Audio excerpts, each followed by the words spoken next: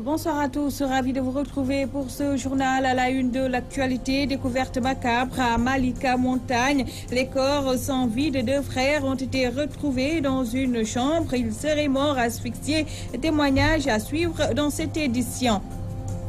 L'hôpital de Saint-Louis fonctionne au ralenti à cause des grèves et de nombreux désagréments sont causés aux populations. Celles-ci en ont ras-le-bol et ont tenu à le faire savoir. Et puis nous reparlerons de l'Assemblée générale de l'Union des magistrats du Sénégal où la rupture de confiance entre la justice et les justiciables a été évoquée. Un point de vue largement partagé. Citoyens, observateurs et acteurs de la justice y voient un danger pour toute la nation. Voilà pour les principaux titres.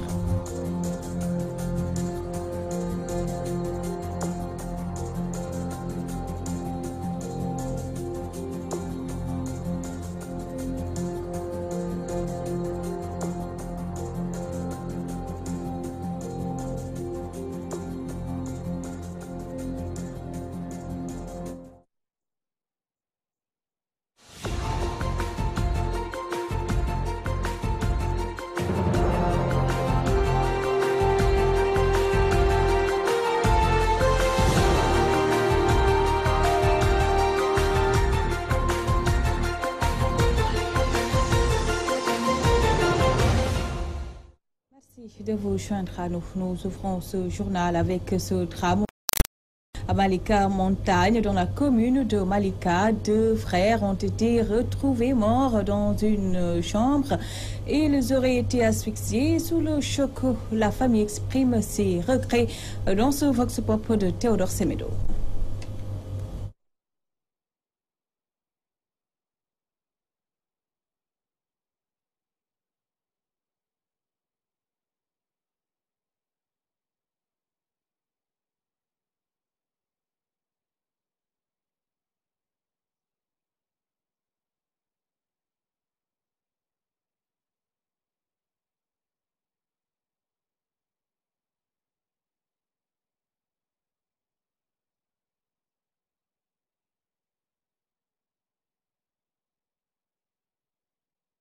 ma laaj seen yaay na ma dem nañ hôpital bi ñu demee hôpital piqûre nañ leen jox lañ ay médicaments quoi. C'est à mon réveil qu'on m'a informé que les enfants sont décédés. L'un avait 18 ans, il s'appelle Michel, et l'autre Antoine. Il n'avait que 12 ans. Ils étaient tous élèves. Le premier était en classe de 4e, tandis que le second était en classe de CE2. CE2 la doon def mag ku ndaw que ñaari nit ñoo décédé. Aujourd'hui, je suis attristé. Au départ, je croyais qu'il y avait un seul qui était décédé. Mais à mon arrivée, on m'a dit que tous les deux sont décédés. Des gens disent qu'ils étaient affectés par le paludisme. C'est vraiment regrettable. Mais face à la volonté divine, on n'y peut rien. Ce sont deux frères. L'un s'appelait Michel. Ki mag moo ngi tudd Michel. À Saint-Louis, les populations en ont ras-le-bol des grèves à l'hôpital. Elles sont montées au créneau pour dire haro à cette grève et interpeller les autorités. Leur porte-parole, Doudou Diop, est avec Gabriel Barbier.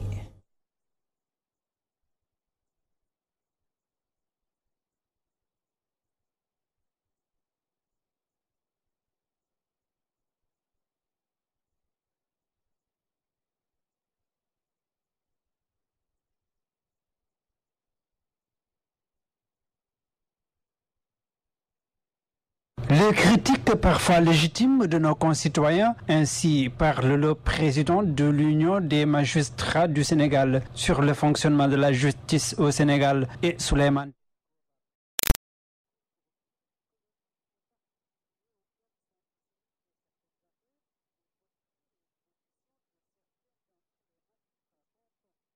Vous savez, l'hôpital de Saint-Louis a battu le record des grèves. Je ne parle plus dans le Sénégal, mais dans la sous-région. Et tout cela impacte dans la santé des populations. Et suite à cela, nous nous sommes dit, la population s'est dit, il faut qu'on se lève cette fois-ci pour arrêter ça pour de bon. Et faisant, nous voulons inviter encore les autorités, le comité sénégalais des droits de l'homme, parce que nous les avons entendus sur tous les fronts, sauf par rapport aux droits des patients. Vous savez, ici à Saint-Louis, les droits des patients sont bafoués et personne n'a rien dit. l'Amnesty International ne s'est pas prononcé. Et cette fois-ci, les malades, en compagnie du comité de veille, a pris leur destin en main pour vraiment sauver l'hôpital de Saint-Louis. Il s'agit de cela. Et nous ne pouvons pas parler de ça sans pour autant remercier la direction. Parce que c'était une demande de la population, les tickets qui étaient un peu élevés étaient insupportables. Et la direction de l'hôpital de Saint-Louis a décidé de baisser ces tickets. Mais nous avons appris que les syndicalistes ont dit non pour sauver leur motivation. Et suite à cela, la population a dit qu'il faut impérativement que le directeur baisse les prix, quel que soit le prix que va apporter la population face aux syndicats. Il y a deux choses. La deuxième chose, il va falloir que le Premier ministre et le ministre de la Santé revoient le texte qui autorise de ponctionner les 25% des recettes des hôpitaux pour les motivations. Ça, c'est inadmissible. 25%, c'est trop. C'est ce qui a mis tous les hôpitaux à genoux. Et là, nous interpellons le Premier ministre et le ministre de la Santé. Pour dire vrai, moi, je ne suis pas un politicien.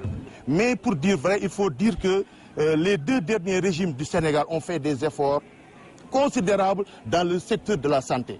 Cette fois, aujourd'hui, si les malades continuent de souffrir, c'est dû au comportement des syndicalistes. Nous avons des syndicalistes facteurs de sous-développement. Ce qui se passe à Saint-Louis, ce sont des facteurs de sous-développement. Nous vous l'évoquions en titre, la justice sénégalaise est malade et les magistrats eux-mêmes reconnaissent la rupture de confiance. Les juges et les justiciables, pourtant citoyens et observateurs, avouent qu'il y a un réel danger à voir le pouvoir judiciaire s'affaisser, suffisant pour interpeller directement le chef de l'État. C'est un reportage d'Abdou Khoudous Diallo.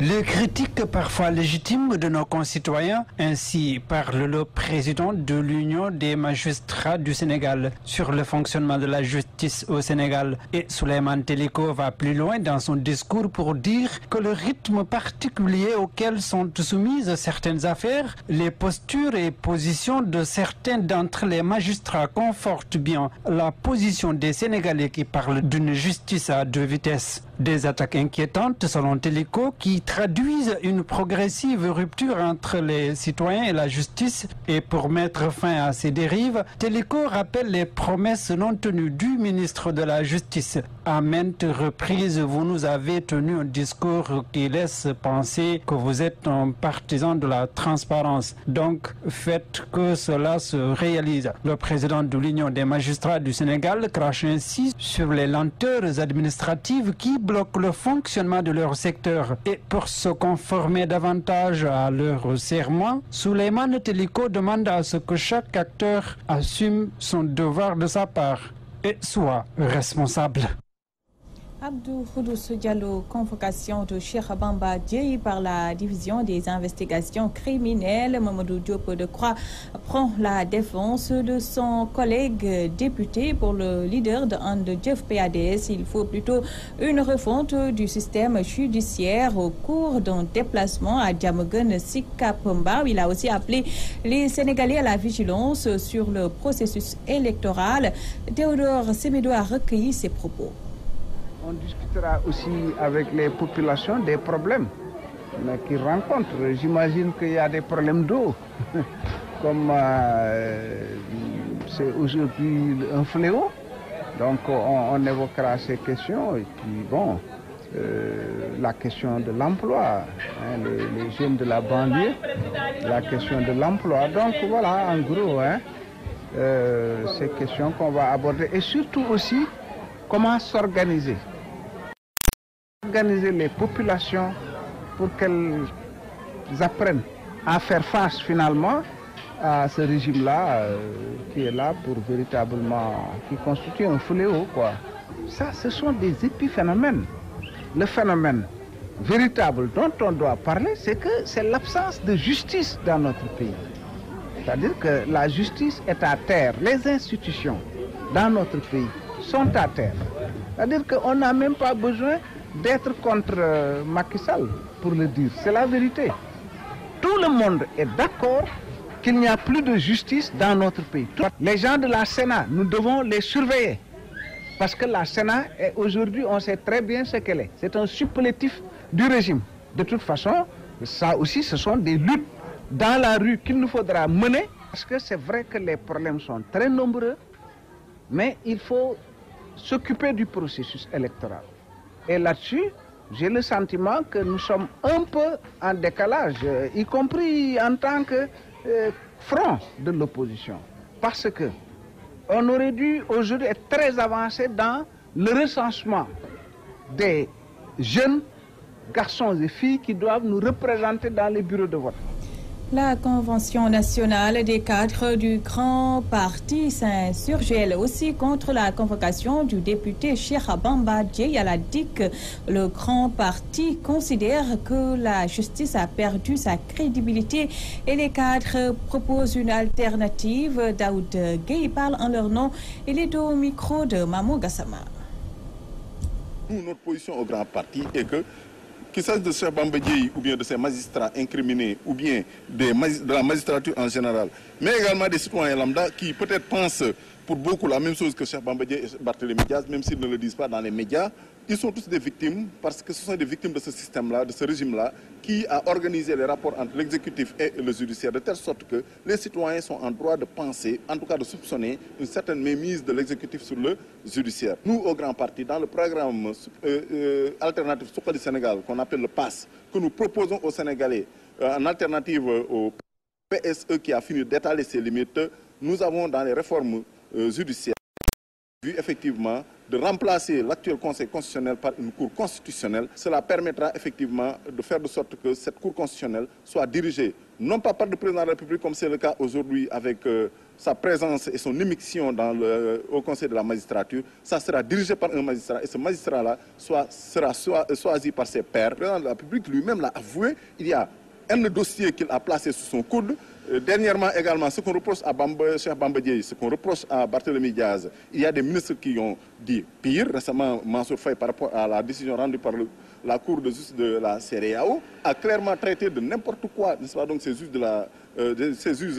communautaires. Mais on se rappelle également de ce que justement le ministre Moustapha Diop avait balancé aux magistrats de la Cour des comptes en les traitant de petits magistrats. Et on n'a pas vu véritablement de développement par rapport à cette histoire-là. Nous sommes dans un système judiciaire à deux vitesses, Kumba Amday, Kumba Amunday. C'est ça qui, en tout cas, place les Sénégalais et le Sénégal en général dans une situation d'insécurité qui est telle qu'effectivement, ça nous vaut ces réactions-là. Parce qu'il ne faut pas s'attaquer à Bamba Dièye, il ne faut pas s'attaquer à Barthélémy Diaz, parce que ce sont les effets. Il ne faut pas frapper sur les effets en laissant la cause. Si on corrige la cause, l'effet sera tout simplement annihilé. Politique toujours à Mbao, la mouvance présidentielle est toujours en non-trouble. À l'origine, un discours jugé ethniciste à l'endroit du coordonnateur Abdou Karim Sall et le mis en cause n'est personne d'autre que le maire Abdoulaye Pouy. Les détails avec Théodore Semedo. Sortie récente du maire de Mbao, Abdoulaye Pouy, et de ses proches contre le coordonnateur local de l'APR, Abdou Karim Sall. Les partisans de ce dernier parlent de discours xénophobes dangereux pour la stabilité du pays. Nous assistons là dans la commune de Mbao et par les autorités municipales des discours très dangereux, non seulement pour la commune, mais pour le pays. Nous avons depuis une semaine des discours xénophobes. Si maintenant des autorités municipales qui devaient défendre les intérêts de la commune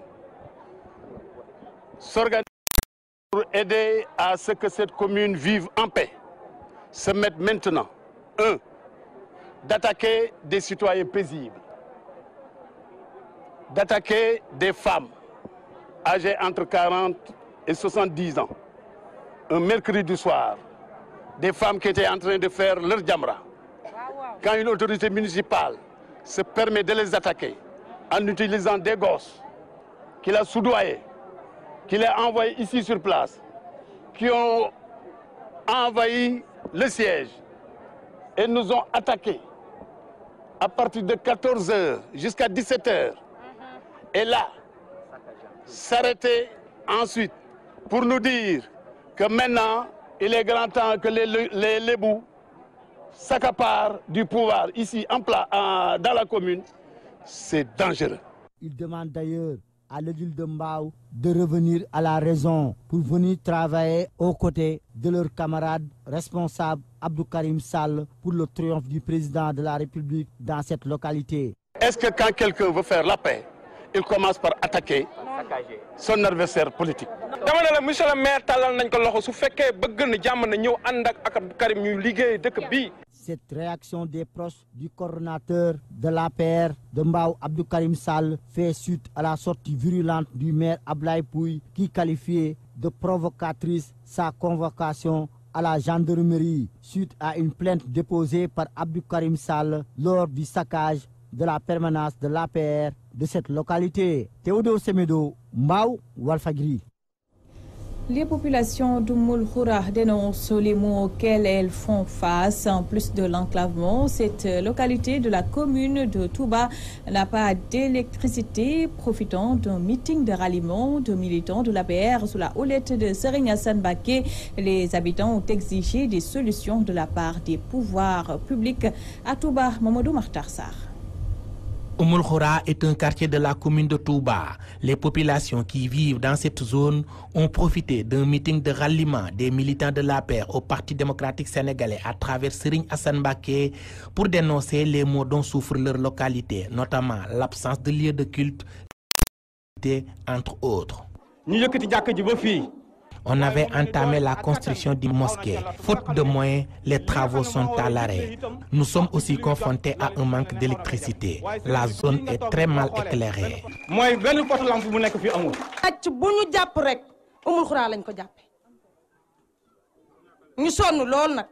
Des doléances que le responsable du Parti démocratique sénégalais, Serigne Assane Mbacké, trouve légitimes. Il n'y a pas d'électricité dans cette localité. Rallier Oumoul Khoura relève d'un véritable parcours du combattant. La localité ne dispose pas de route et c'est anormal. Serigne Assane Mbacké d'ajouter que cette situation prouve nettement l'absence de volonté politique du régime en place envers la cité de Bamba. Le président Sall doit revoir sa politique envers Touba, qui est la deuxième ville du Sénégal. Nous voulons des infrastructures de base dans les quartiers périphériques. C'est ce qui est normal. Hôpital, dispensaire, télé, courant, Le marabout politicien a aussi annoncé sa ferme volonté de continuer le combat aux côtés des populations pour pousser le régime en place à revoir sa copie dans sa politique sociale. Nous sommes prêts à tout pour pousser le président de la République Macky Sall à réagir et apporter des solutions aux problèmes des populations de Touba. Au terme de cette rencontre, Serigne Assane Mbacké et ses frères de parti invitent les populations d'Oumoul Khoura à se méfier de l'argent distribué par les leaders de la mouvance présidentielle sous prétexte de financement pour cacher une manœuvre du parrainage. Touba Mbacké, Mamadou Makhtar Sarr pour la radio-télévision Walfadjri. Des imams de Pikine soutiennent la vision politique du président Macky Sall. Ils l'ont fait savoir en marge d'une journée de prière. L'occasion a aussi été saisie pour étaler quelques doléances. El Hadj Malick Anne, leur porte-parole, s'est entretenu avec Théodore Semedo. L'honneur de l'imam n'est que de prôner la paix. Les imams sont neutres sur le terrain politique. Donc nous sommes pour le Sénégal. Donc nous prônons la paix et la stabilité du pays. Nous prônons aussi la vérité. Donc regardez certaines dérives. Donc nous avons notre mot à dire, mais nous sommes neutres. Nous prions, nous sommes pour le Sénégal, donc pour la stabilité de ce pays. L'importance de ce journée est de formuler des prières à l'endroit du pays, pour qu'il soit un pays où règne la paix, la stabilité, la prospérité, le bonheur. Donc cette journée est organisée pour formuler ces prières-là. Donc aussi formuler des prières, puisqu'on a vu un retard inquiétant de la pluviométrie de cette année. Donc nous avons formulé des prières pour qu'Allah subhanahu wa ta'ala ouvre les vannes du ciel, pour qu'il arrose le pays avec une pluie de paix, une pluie de baraka. Nous avons formulé des prières à l'endroit de Monsieur le Président de la République, qui a réalisé une vieille doléance des musulmans de Pikine. En l'occurrence, la construction de la grande mosquée de Pikine.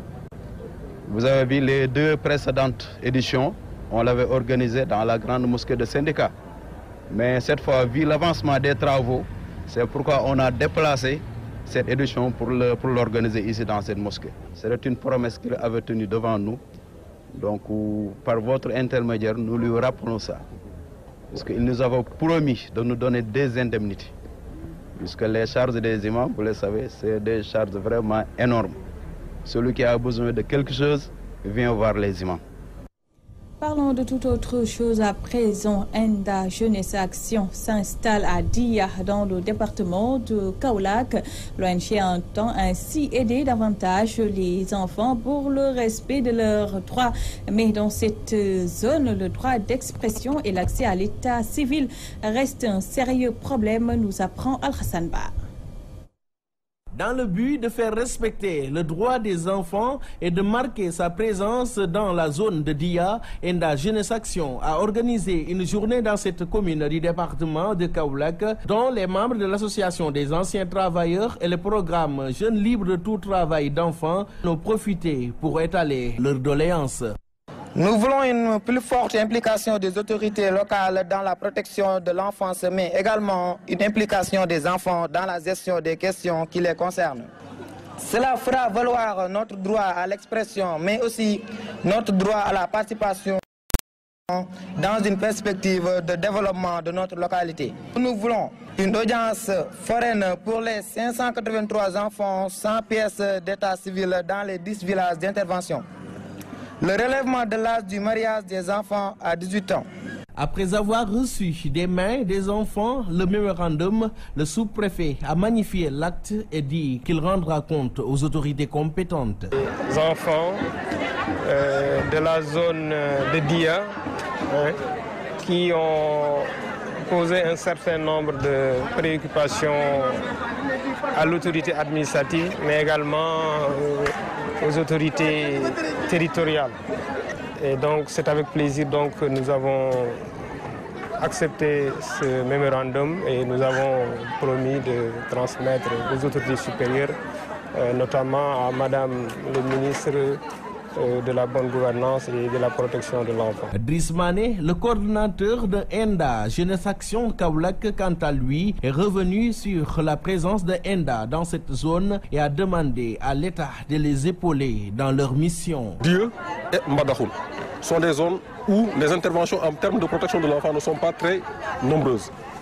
Alors c'était une opportunité pour nous d'intervenir et d'essayer de faire en sorte que ces enfants puissent jouir de leurs droits. Ce sont ces autorités-là qui ont été mises ici sur pied. C'est leur devoir d'accompagner ces enfants-là. Nous, nous venons seulement en appoint. Et donc, si nous trouvons des autorités qui sont dynamiques, ça nous encourage à continuer dans ce sens-là. Dia, Al-Hassan Ba, Walfadjri. De 20h, merci à vous de l'avoir suivi. Dans un court instant, la 4e et dernière partie de l'édition du soir avec Moustapha Diop. Très bonne soirée à tous.